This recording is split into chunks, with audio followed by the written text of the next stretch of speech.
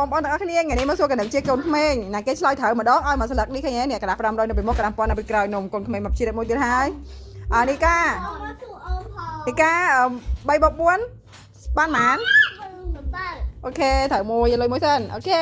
ទេដៃមួយចុះមកណាគេទេដៃអញ្ចឹងអូខេ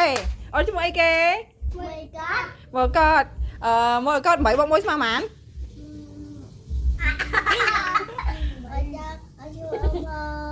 អីគេ3 + 1មិនអ៊ំ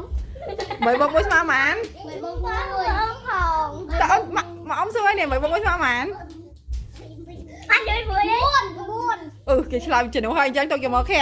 មកនេះក៏ទៅឈរខាងនីកាមួយសិនចេញមួយសិនកុំឆ្លើយជំនួសគេថ្ងៃក្រោយទៅម្ចាស់គេឆ្លើយឥឡូវ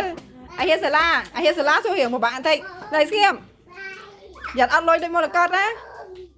ហេសាឡាសួររៀងបាក់ជាងគេព្រោះហេសាឡាอยู่ច្រើនជាងគេអូនอยู่បានឆ្នាំអី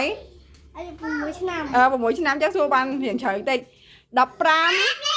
មើប៉ុន្មាន15 + 4បកលើមកបកចាញ់លើសលេងចេញក្រៅមកបកមិនអីមិន15 +